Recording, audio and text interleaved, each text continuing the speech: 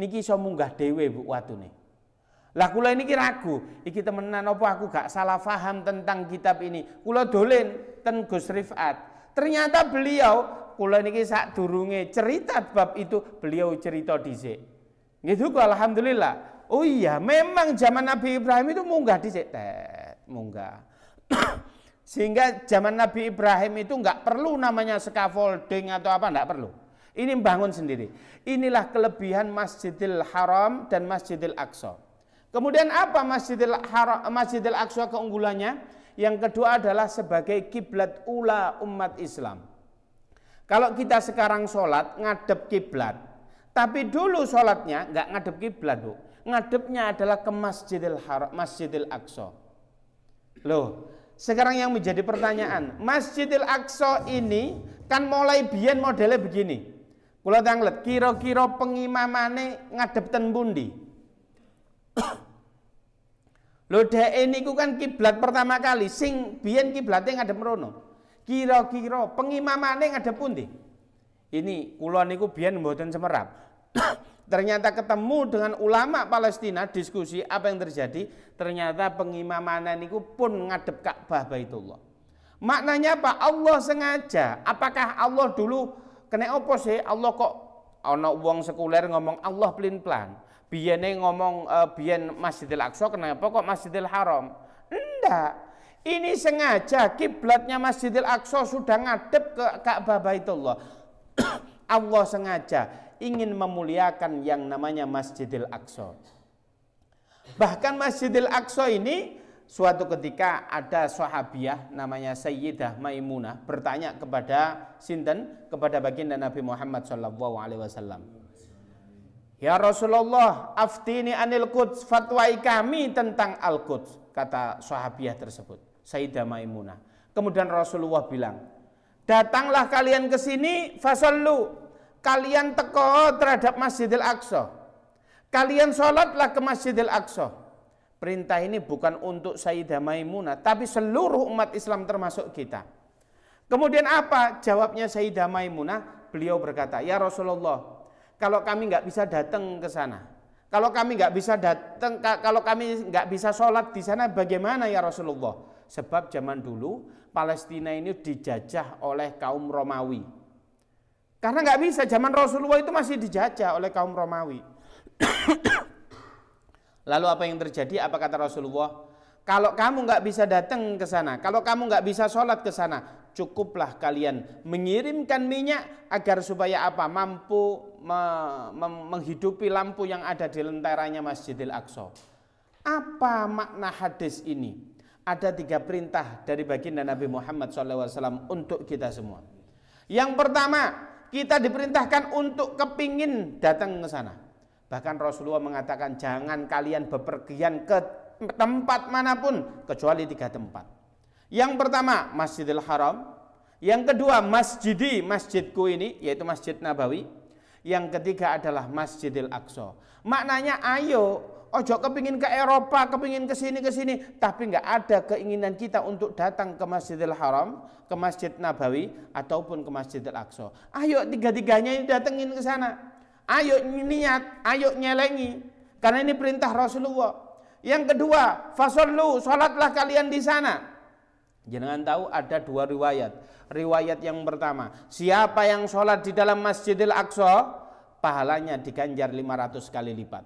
Riwayat yang kedua, siapa yang sholat di situ diganjar 1000 kali lipat. Ini afdal yang sangat luar biasa. Jenengan sholat di dalam pagar, jenengan sholat dimanapun itu, maka pahalanya luar biasa. Tetapi makna yang ketiga, apa perintah Rasulullah SAW? Apakah kita urunan ngirim minyak, ngirim lengok gas dan mereka? Tidak. Apa maknanya? Kita diperintahkan oleh Rasulullah untuk ngopeni Masjidil Aqsa. Apakah kita ini sudah ngopeni Masjidil Aqsa? Saya tanya, belum tentu. Saya tanya, Masjidil Aqsa niki milik warga Palestina atau milik umat Islam seluruh dunia? Loh, milik sinten gitu-gitu? Milik sinten? Umat Islam sedunia. Umat Islam. Wong Losawi ini ikut memiliki masjid ini atau tidak? Ikut. Nggih, jenengan wis ngomong, jenengan iki melok memiliki Masjidil Aqsa. Saya tanya, Masjid Al-Ikhlas, ora perlu Masjidil Aqsa. Seandainya ada orang nggawe sepatu boot tutuk sawah, ngerokok moro mlebu ndek kene dicak-icak ledok tok, moro rokok-rokoke dipateni ndek karpet. Yang melihat di sini warga RT 2, ojo RT liyane. RW kita RW 8, kita marah atau tidak? Ngamuk, Pak. Iso dicengkeweng wong tutuk sawah. Tapi nyatanya masjid kita, Masjidil Aqsa, jenengan juga ikut memiliki. Di sana itu lagi dirongrong oleh Zionis Yahudi laknatullah. Mereka ingin merobohkan Masjidil Aqsa, ingin dibangun di situ, yaitu sinagog, tempat beribadah. Mereka meyakini di bawah Masjidil Aqsa itu ada tabut Sulaiman. Pada dasarnya tabut Sulaiman menurut di agama Islam sudah diangkat oleh Allah ke langit. Lah masjid semacam itu sudah dinistahkan. Bahkan kemarin sebelum terjadi peperangan ini, mereka itu umat Islam, nun sewu Pak, umat Islam di sana kalau di atas sebelum umur 60 sampai 65, wong tuwek-tuwek niki mboten angsal ke masjid. Nom-noman model Mas Gustaf sing nom-noman mboten angsal ke situ. Mereka mengosongkan, padahal masjid ini milik umat Islam. Mereka menistahkan. Bahkan mereka mengotori masjid kita itu dengan cara apa? Mereka sudah membuat ritual keagamaan mereka di dalam Masjidil Aqsa. Seandainya ada orang agama lain, gawe kepercayaannya, mbuh modeli apa di masjid kita, boleh apa tidak? Enggak boleh, Pak.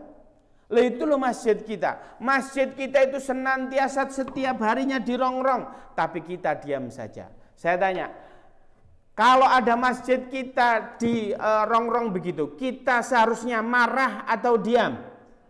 Marah, Pak. Setidaknya marah kita itu bagaimana? Kita wajib marah. Marahnya setidaknya nun sewu. Setidaknya apa yang pertama? Ini loh, kadang kita itu punya HP, tapi kita itu gak tahu ngamuk khusus gaya Palestina. Kita gak pernah ngamuk. Bagaimana kita marah kita? Yang pertama, lek nggawe status, Bu. Lek nggawe status, Pak. Matur nuwun. Lek nggawe status. Bagaimana? Jangan sampai kita pamer. Oh yo, aku mari mangan enak nggawe status. Apa itu pamer tok? Engko tangga sing gak iso mangan malah iri dan sampean. Oh iki alhamdulillah, iki apa jenenge? Omahku mari tak cet. Itu kan pamer. Tetapi apakah kita pernah membuat status apa? Freedom for Palestine. Apa? Ayo serahkan kemerdekaan Palestina. Bebaskan Masjidil Aqsa. Tahu napa mboten? Mboten ate, Pak.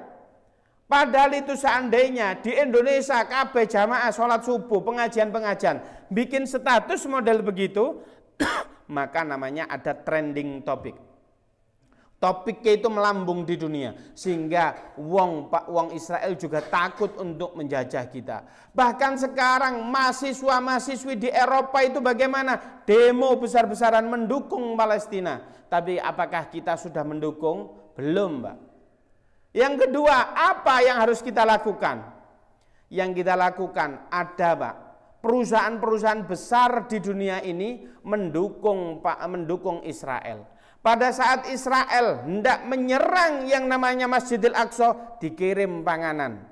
Saya nggak tedeng aling-aling, nama produknya McDonald. Lu McDonald itu ngirim tentaranya. Sekarang ada orang tentaranya orang kafir dikeimangan oleh perusahaan itu. Apakah kita mau memakan produk tersebut? Padahal setiap produk itu kita beli, keuntungannya berapa persen? Disumbang nonang Yahudi laknatullah. Podo karo awake dhewe beli burger tersebut, ini loh sebagian pelurune gawe nembak dulurku di Al-Aqsa. Apakah kita rela? Tidak, Pak. Ada namanya Starbucks. Wis gak ada ngaling-aling, Pak. Itu bagaimana diboikot seluruh dunia. Alhamdulillah, Pak. Barokahnya kita memboikot yang namanya McDonald. Itu semua diboikot, turun sahamnya. Luar biasa. Kita perlu, Pak. Bahkan kita memboikot produk-produk apapun satu yang mendukung Zionis Yahudi laknatullah. Ada produk yang disahami oleh Israel, jangan dibeli. Makanya teman-teman, sampai di MUI saja mengatakan apa? Mengatakan bahwasanya produk yang mendukung Zionis Yahudi laknatullah untuk menyerang yang namanya Palestina hukumnya haram. Mboten kula sing sanjang, Pak. Tapi Majelis Ulama Indonesia yang dikatakan majelis itu guduk satu kiai. Kumpulan para kiai kumpul di situ mengatakan bahwasanya apa? Produk yang yang mendukung mendukung serangan Zionis Yahudi terhadap Palestina harus kita boikot. Saat ini saya takon, awake dhewe pun boikot napa mboten? Diboikot. Ada produk cuci piring, Mbak. Namanya Sanglet itu, mendukung. Ya sudah. Wong kula ya seneng pakai itu, tapi sekarang ya enggak pakai yang lain. Napa bumbu saja Royco itu mendukung karena produk Unilever, ya sudah enggak kita pakai. Lah nanti ada nopo contoh-contoh nopo produk-produk yang seharusnya kita boikot. Tujuannya apa? Kalau kita membeli produk itu sama dengan aku urun ini satu peluru gain mateni dulurku. Kira-kira jenengan tega napa mboten? Mboten, Pak. Itulah keadaan kita.